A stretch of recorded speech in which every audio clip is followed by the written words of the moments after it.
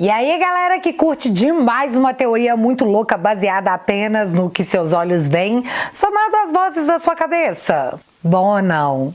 Faz questão de abrir o vídeo de hoje mostrando pra você o que estão dizendo a galera da esquerda. Você não vai acreditar. A gente hoje em dia no Brasil não pode falar sobre apagão sem discutir a possibilidade de um atentado da extrema-direita. Como a gente já falou, é improvável, mas a gente não pode tirar essa carta de cima da mesa. É, meus amigos, Bolsoringa desligou o disjuntor do Brasil. Esse Bolsoringa. Apagão de luz em todo o Brasil, preço da gasolina e diesel disparando, e eu só consigo pensar no tweet da Gleisi Hoffmann de julho de 2021 em plena pandemia. Petrobras anuncia mais um reajuste dos combustíveis. Diesel terá alta de 6,3% e gasolina de 3,7%. Enquanto Bolsonaro governar, essa será a política de preços da Petrobras. O povo pagando caro e os acionistas lucrando horrores. Mudou o presidente da empresa pra quê? Mentiroso! Gasolina subindo mais de 16% e diesel disparando quase 30% no preço. Sem pandemia. Sem pandemia, Gleisi, só a boa e velha incompetência petista. Mas, falar com vocês, que tanto de Merlin enrolando e a gente só tá no meio da semana. E pra minha surpresa, a esposa do Lully, conhecida como Esbanja, tomou pra dentro de todos os lados após querer se colocar como uma nova ministra de Minas e Energia ao explicar o apagão que o Brasil viveu nessa terça. Porque não tem condição uma abóbora dessa, colega. Você só pode estar querendo ser ministra. Mas eu vou deixar vocês ouvirem porque é muito mais legal do que parece. O foco agora é o Lula e a marcha ré que o Brasil foi colocado. E eu não sei se vocês estão conseguindo ligar o Lé com Cré, mas eu juro que eu vou tentar. A teoria pode ser doida, mas será? Pra você descobrir, pega a pipoca, fica confortável e bora lá!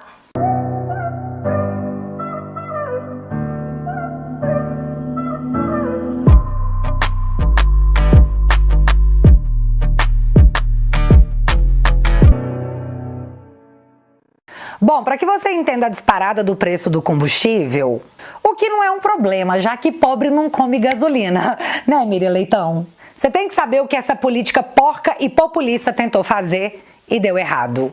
Se você ainda não fazia ideia, presta atenção que Titi agora vai desenhar para te deixar bem irritado.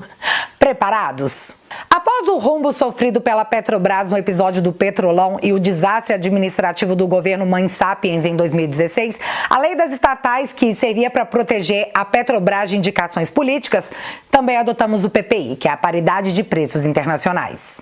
O PPI serviu para ditar o valor do combustível guiado pelos valores mundiais, evitando que a Petrobras, que é uma estatal, tivesse prejuízos. Logo que nós tivéssemos prejuízos, porque sim, a política não deu certo, é a gente que paga. Sem poder mexer no preço do combustível que seguia as cotações mundiais, para diminuir o preço no Brasil, Bolsonaro fez o que nenhum presidente fez antes: corte de impostos. E com a queda do preço do barril no mundo em 2022, experimentamos uma gasolina mais baixa somada à queda dos impostos. Esse era o ponto que nós estávamos até o fim de 2022. Com a ascensão do desgoverno, tudo que foi construído para proteger a empresa foi retirado. Não só abrindo espaço para novos escândalos de corrupção com o fim da lei das estatais, que permitiu que Lula colocasse na presidência da estatal o senador petista Jean Paul Prats, como rejeitaram a paridade de preços internacionais, porque o petróleo é nosso, né? A gente põe o preço que a gente quiser. Então, o desgoverno baixou o preço do combustível e retomou a cobrança de impostos federais. Baixou na marra. Só que aí aconteceu no Brasil o que aconteceu no mundo todo, o preço do barril de petróleo voltou a subir. Só que a Petrobras, sob o comando do PT, resolveu ignorar a subida do preço no mundo porque ele precisava resolver um outro problema: o percentual de juros no Brasil. E como que essas coisas se conectam? Bom, para que o Banco Central diminua o percentual de juros, é necessário diminuir a inflação e mostrar que o governo está fazendo o dever de casa. E isso acontece porque quando você baixa os juros, normalmente a inflação sobe. Quando os juros sobem, a inflação diminui.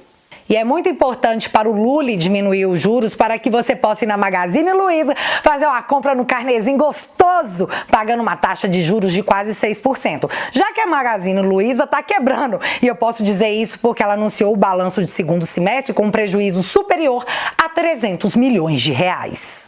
Tá, não é só por causa disso, mas a Luísa Trajano, dona da Magazine Luiza, faz parte do conselhão econômico do Lully. Então... E a subida do preço da gasolina e do diesel não é apenas impopular porque encarece alimentos, fretes e serviços, além de deixar o povão pé da vida. A subida de preços de combustível também aumenta a inflação, o que atrapalha os planos do Lully de dar um jeito nos juros com o Banco Central.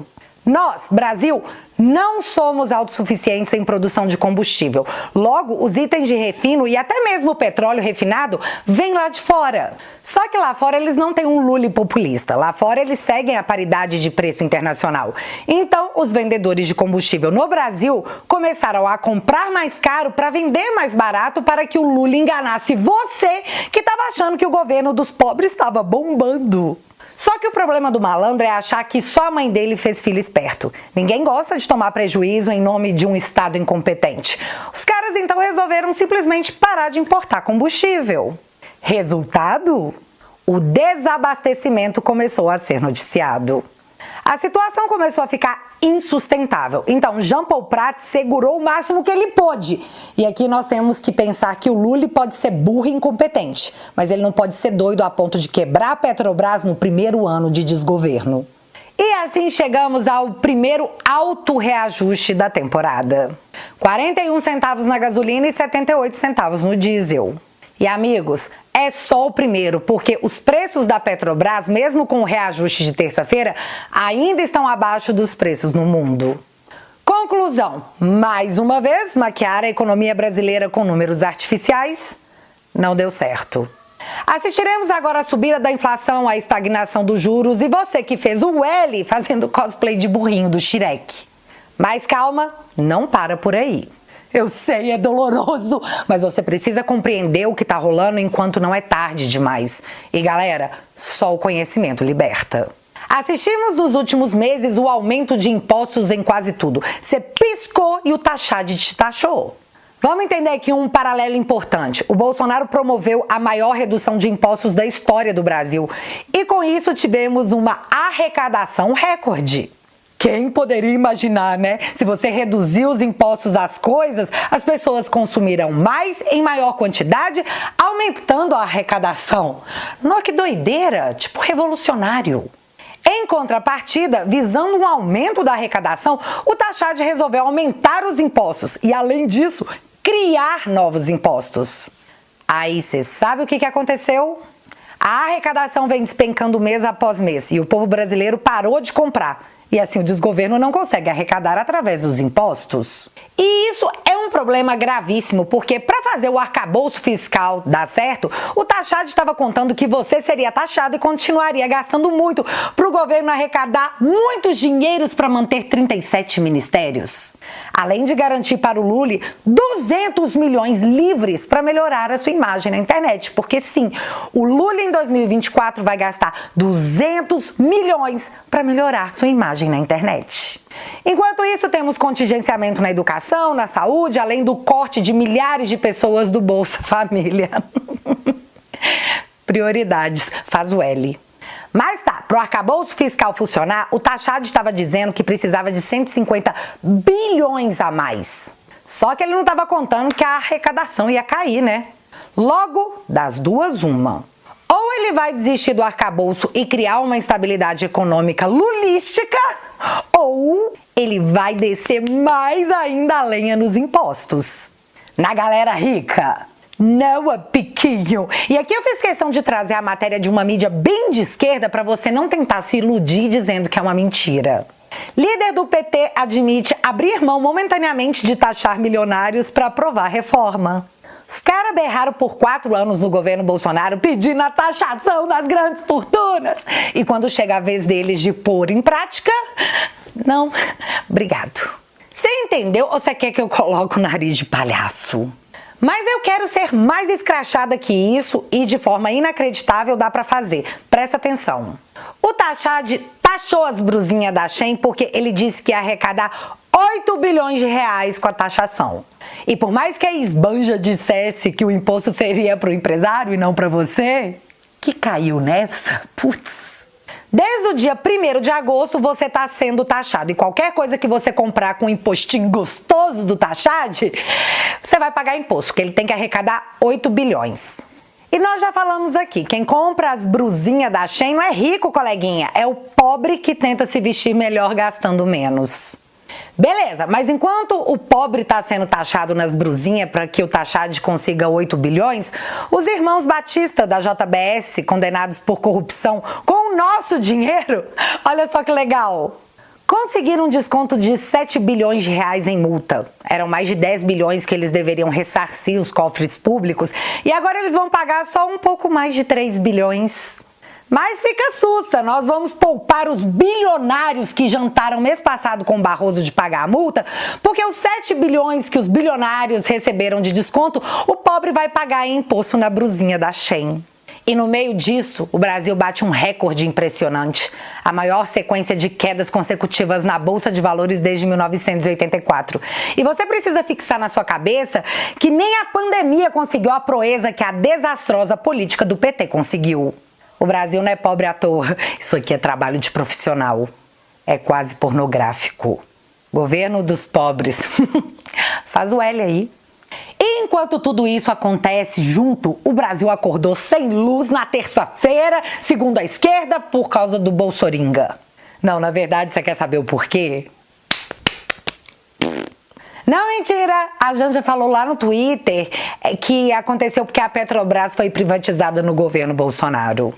Mas aqui, antes de eu explicar isso pra vocês, e assim, é delicioso, você vai quase sentir gosto de chocolate, porque quem meteu o creu na esbanja foi o pessoal da Goebbels News?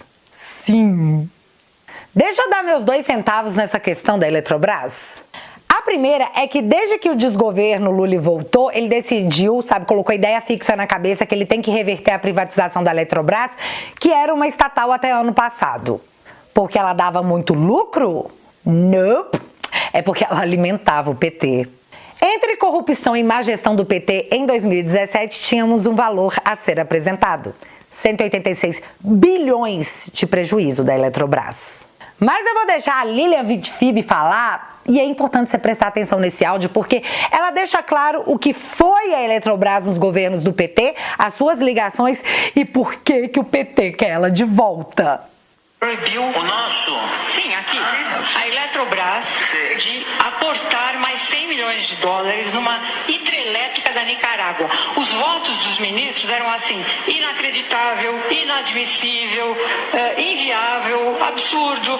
A Eletrobras está com as ações dela suspensas na Bolsa de Nova York porque não consegue liberar um balanço, porque os auditores se recusam a assinar um balanço que não, enfim, está com um monte de buraco também, né? Que depois ela... E que a Eletrobras basicamente não reconhece prejuízos, não assume prejuízos da Lava Jato e a KPMG, que é a auditoria, se recusa a assinar. Moral da história, foi proibida, isso vai custar um prejuízo pro aposentado, pro contribuinte de imposto de renda, pro desempregado, no supermercado vai custar inflação, porque é tudo dinheiro do Tesouro que vai acabar pagando esses prejuízos. Dinheiro do Tesouro é nosso. Vai ter que reembolsar investidor de americano, inclusive se esse negócio for para frente, porque lançou ações na Bolsa de Nova York, enganou o investidor, etc. Ou seja, você perguntou dos países, Nicarágua, na Nicarágua a gente tem negócio, tem hidrelétrica sendo feita com grana da Eletrobras. O que a Eletrobras tem que fazer hidrelétrica na Nicarágua? Isso é só um exemplo. Tem os exemplos de Angola, de Gana, esses 2 países são os que... Ditaduras maravilhosas. Passam pelas investigações de tráfico de influência internacional do Lula.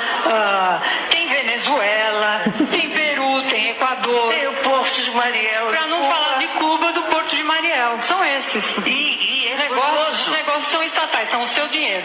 E é curioso que no caso do Porto de Mariel, por exemplo, os documentos estão fechados até 2027. Sigilo! Secretos, declararam secretos. Você não pode saber o que foi que aconteceu. Olha, é uma pena o que fizeram, porque dinheiro do Tesouro Nacional, inclusive em negócios, entre aspas, internacionais. Não são negócios, como a gente sabe, tem até Portugal no meio, né? Tem investigação envolvendo o ex-ministro Sócrates, ex-primeiro-ministro Sócrates, e quem que mais? ficou preso vários meses em Portugal por ordem do Ministério Público, que cruza com Zé Dirceu, com Lula. É uma bagunça. É uma bagunça. Então, ficou claro, né? A Eletrobras, assim como a Petrobras, ambas estatais, já foram morada do PT.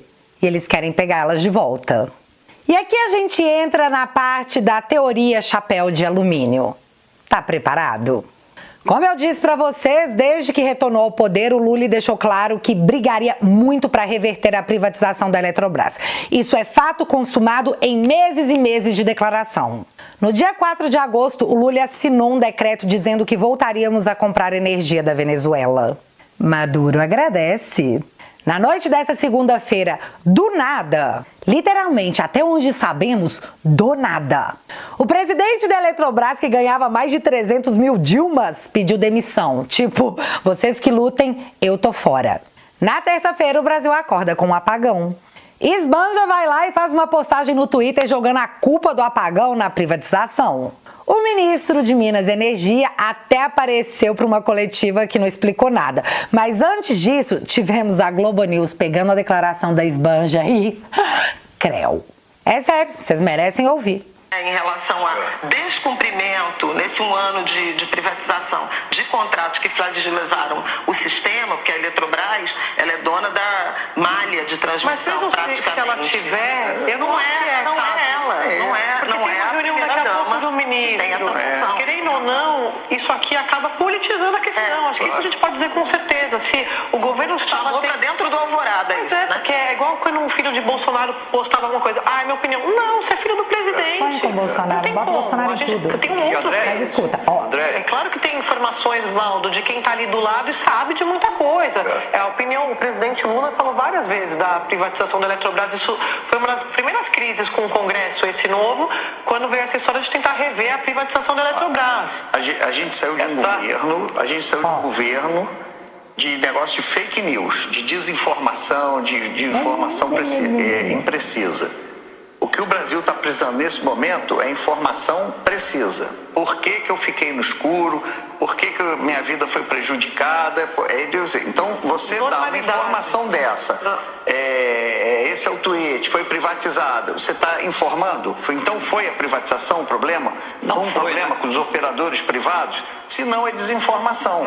Então, mais uma vez, a gente está numa era que o governo, ao invés de informar, está desinformando. Nossa. Seja por fake news, seja por ideologia. Eu não gostar da privatização. Não é sério isso. Não é sério, eu concordo contigo. E vamos lembrar que já aconteceram apagões no Brasil quando a Eletrobras era comandada pelo PT. Governo federal. Pelo PT. Quando ela não tinha uma participação majoritária no seu capital de acionistas privados. Então não dá para dizer, só porque privatizou teve o apagão. Enquanto ela era totalmente pública, do governo PT, fala. Indicados do governo, PT. Com loteamento político, do PT. Diretorias, e os apagões aconteceram também no Brasil, né? Então não dá para fazer um discurso simplista desse. Nó, que feio, hein, Janja? O cara falou que você tá desinformando a população. Será que você vai parar no inquérito do Alexandre? Cara, o maior lulista da Globo News diz que a Janja tá desinformando a população por questões ideológicas. Não esperava, sério, não esperava. No meio dessa confusão, tivemos várias e várias declarações de políticos de esquerda colocando a culpa do apagão na privatização. Como, por exemplo, o Randolfo Rodrigues, que antes da manifestação do ministro anunciar o que foi que aconteceu, disse que a conta da privatização tinha chegado e que essa conta era o apagão. Que coisa, né? Você querer reverter uma privatização de uma estatal que já teve o presidente preso na era PT por corrupção, e aí acontece um apagão no Brasil todo e os políticos aliados do Lula ficam colocando a culpa na privatização menos de 24 horas após o presidente da Eletrobras pedir demissão? Zero suspeito. Mas aí foi a vez do ministro de Minas e Energia se pronunciar sobre o que ocorreu. E você sabe o que ele disse?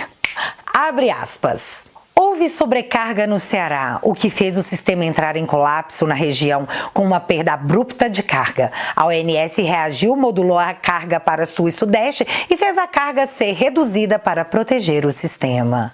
Fecha aspas. Então, você entendeu? Não? Nem eu. Na verdade, eu acho que ninguém entendeu. Nem o otaviano lulista Guedes, que disse o seguinte...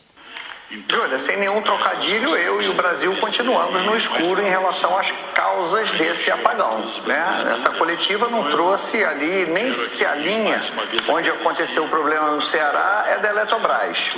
Apesar de falar e não falar nada, o ministro fez questão de sair em defesa da Janja e disse que o que ela falou é só uma realidade e que a privatização causou um dano danado ao país. Sei. Deve ser esse dano aqui. O ano é 2016. Uma auditoria na Eletrobras calculou em 300 milhões de reais os prejuízos com a corrupção em 2014 e 2015 em Angra 3, na termoelétrica Mauá 3, na hidrelétrica de Simplício e em outra obra não divulgada. As ações da Eletrobras voltam a ser negociadas amanhã na Bolsa. Então, depois disso aí, vai aí o que eu acho. De achismo, de vozes na minha cabeça. Os caras vão reverter a privatização da Eletrobras. Anota. Pra finalizar, tivemos CPMI com o fotógrafo da Reuters que ficou com a cara de quem tava segurando a dor de barriga quando o Ramagem perguntou se poderiam quebrar o sigilo dele para saber com quem ele estava falando durante a invasão. E claro, ele não autorizou. Numa sessão fria, o que tivemos de espetacular foi a coletiva pós-CPMI, onde 15 membros da CPMI assinaram a denúncia contra Flávio Dino na PGR por prevaricação. E também porque ele não entregou as imagens das câmeras do dia 8, entregou só 2, hein? Espertinho. Claro e objetivo aqui, senhores, no seguinte sentido, todos os senadores aqui anteriormente disseram algo bem claro. Já não bastasse a esquerda sequestrar a CPMI, que é um instrumento da minoria, agora ela conta com a ajuda também do ministro de Estado. Um ministro de Estado que não quer ceder as imagens de um Ministério da Justiça que tem uma visão privilegiada da Praça dos Três Poderes. Hoje, conforme foi dito aqui, houve uma situação, uma fala emblemática do fotógrafo da Reuters, que ele disse, olha, eu cheguei no estacionamento do Ministério da Justiça e vi com os meus olhos e fotografei sim. Ele dá essa resposta. Ali, a Força Nacional de Segurança. Ou seja, o que é que está acontecendo com essa CPMI? Nós temos aqui, eu tenho aqui ao meu lado, o senador Magno Malta, que por diversas outras CPIs que trabalhou, nunca mendigou pedido de acesso a nenhum outro órgão. Porque a CPMI ela tem os seus próprios poderes de investigação. Então o que eu vejo aqui hoje é que o presidente Arthur Maia foi desmoralizado sim, mesmo não dizendo, mas foi. A própria CPMI com os seus parlamentares foi desmoralizada e foi desrespeitada.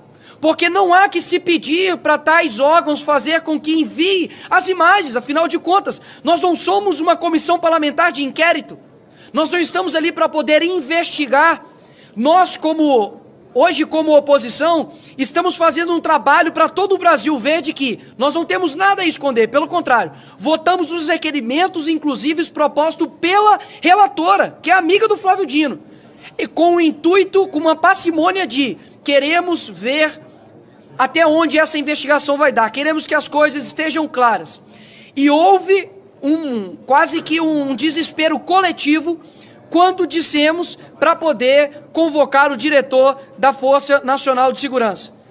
Ou seja, há uma investigação aqui de fato, mas uma investigação seletiva. E o que nós, basicamente, estamos querendo fazer é com que essa CPMI ela seja algo verdadeiro, algo claro, com transparência, que haja uma investigação séria e não somente uma investigação seletiva, onde amigos são colocados no oculto e os possíveis inimigos são rotulados de terroristas. Nós temos, por exemplo, uma filmagem de todo o trajeto, eu esqueci o nome dela, mas que o sobrenome dela, por coincidência, é Brasil, onde ela entra ela vem até aqui, entra dentro do Senado e ela comete o incrível ato terrorista de orar durante 10 a 15 minutos. Essas pessoas estão sendo rotuladas de terroristas e, enquanto isso, muitas estão presas com a sua tornozeleira eletrônica e pessoas de esquerda estão usando a CPMI não para poder investigar, mas para poder fazer uma narrativa falsa de um mentor intelectual enquanto as pessoas estão presas. Então, mais uma vez, eu deixo aqui uma frase que é para poder tocar o coração, inclusive, dessas pessoas que estão ali usando isso como palanque político. A justiça tem pressa. Muitas das pessoas ali, como o Magno, por diversas vezes esteve ali. Eu não pude ir mais de uma vez, porque não foi me concedido a autorização para ir ali na Colmeia, na Papuda. Mas pessoas que têm autismo, pessoas que eram moradores de rua, crianças ficaram durante horas presas, quase que numa tocaia. Pessoas tiveram que fazer banheiro químico improvisado. Idosos, pessoas com câncer. E simplesmente não há nenhum pio a respeito disso. Então não há que se falar que nós, como oposição, não estamos talvez fazendo um trabalho em vão. Nosso trabalho não é em vão, porque aquele que luta pela verdade para esclarecer os fatos, jamais trabalhará em vão. Essa aqui. Mas enfim, Brasil hoje é a reprise de Dilma II e é por isso que a gente chama o Lully de Dilma. E a culpa da quebra do Brasil não será apenas do PT, porque isso a gente já sabia, eles anunciaram, mas sim da mídia que apoiou e do Congresso que autorizou. Aguardando os escândalos de corrupção dos próximos capítulos. E galera, estamos com um programa novo na plataforma, o Te Atualizei News, que sai todo domingo de manhã com um resumão dos principais acontecimentos. E se você já é parte da família, vai lá assistir o último, que foi um especial sobre as joias do Bolsonaro que estão distraindo o povo enquanto o Brasil quebra. E se você não é da família, bora Bill! Vou deixar o link fixado aqui no primeiro comentário e desde já o meu muito obrigada. E agora eu quero saber de vocês, o que vocês acham que provocou o apagão de terça-feira? Me conta aqui nos comentários que eu quero saber. Se você ainda não é inscrito aqui no meu canal, meu amigo, se inscreve e deixa seu like, porque você já sabe, acontecendo alguma coisa de relevante ou irrelevante, a gente volta. Beijos, galera! Fui!